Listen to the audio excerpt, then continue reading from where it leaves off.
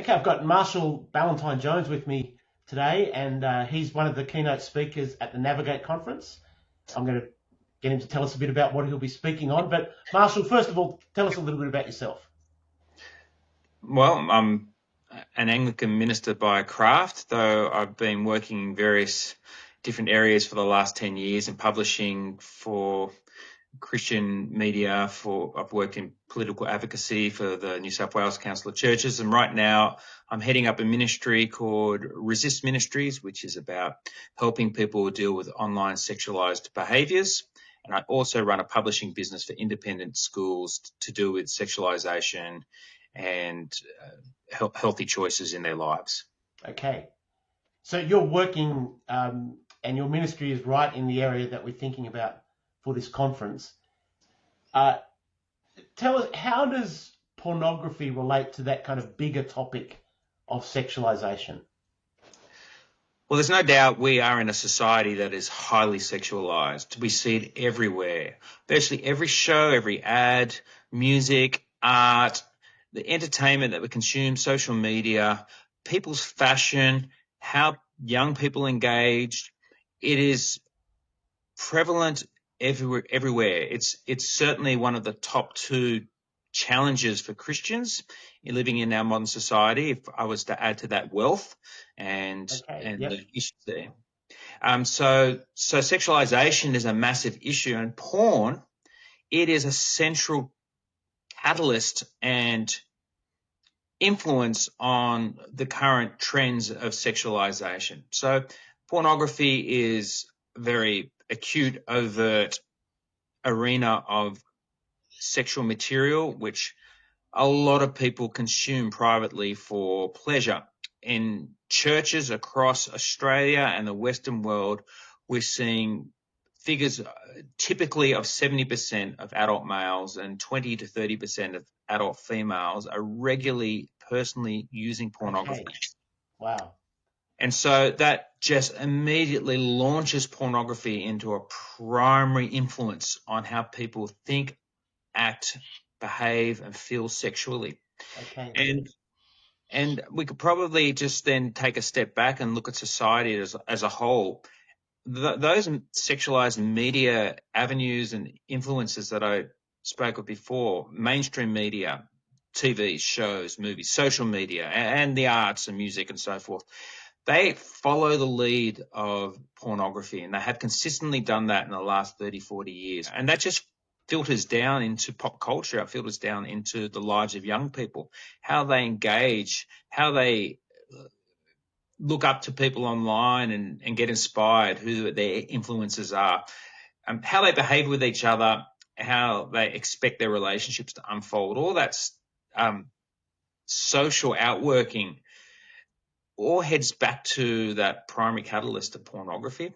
And of course, then we see the ugly side of society that's highly sexualized. We see a lot more sexual abuse. We see a lot more relational dysfunction. We see a lot more earlier onset of sexual behaviors, which overflow into a range of problems, including mental health issues and relationship trauma. We see divorce and breakdown. We see sex trafficking and sexual abuse and lots of terrible things. And so this all points back to that initial catalyst, which is pornography, which is driving it all. So there's a lot of people, I think, in churches who feel a bit quite trapped, and I guess we'd talk about addiction, addicted to pornography. Is there really hope for freedom from that for people? Well, firstly, the idea of addiction to pornography is a very, very real and validated phenomenon now. The research that's emerging and has been growing in the last 15 years points more and more consistently to a very genuine addictive behavioral problem that related to sexualized media and to particularly the use of pornography. And there's many reasons for that, which with more time I could explain, but the reality is people are not just feeling addicted, they are addicted objectively. And it makes it so much more difficult to break free from if it's been part of your life for a while.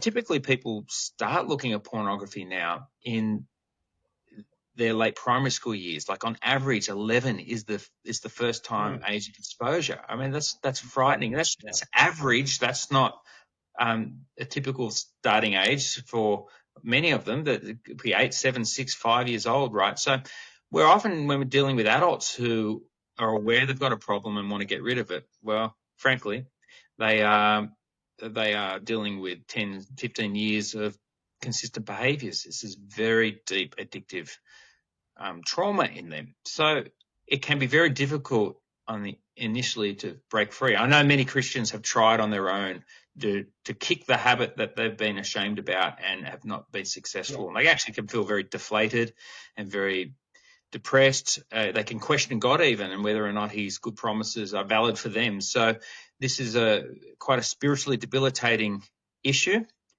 But I want to say there is hope. There is good hope, and there is speedy hope, because we understand a lot more now the mechanics of addiction, and we understand what are the fast and quick and powerful pathways away from those repeated behaviors. And so with good processes and hard work and a willing heart and good support, people can break free from their addictive behaviors and have a lifetime of not just freedom, but of enriching and rewarding sexuality as well as discipleship. Great.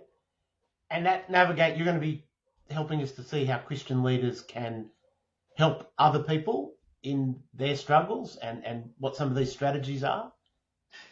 At the Navigate conference, I plan on helping church leaders to upskill so that they can address those in their own spheres, their own congregations and circles, to systematically address this problem and personally address this problem of using overt sexual material.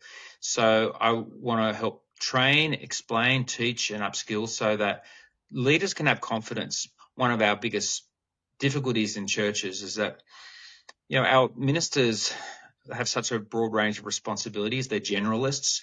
And when you talk about things like behavioral addictions, we're talking in arenas of specialty. And so we can lose confidence, and sometimes we can even adapt perhaps misguided approaches, which can be unhelpful. So I hope to just get everyone into a good lane so that they can drive clear in this, and point to some resources that they can use that can be readily adapted in their congregations and arenas so that they can see fast and broad help given. Thanks. Well, that is going to be really timely. As you've said, it's an issue that hits all of our churches and hits lots of people in our churches. So I'd really encourage people to sign up and come along to the Navigate conference and to hear more about this. Thanks for your time, Marshall. Thank you.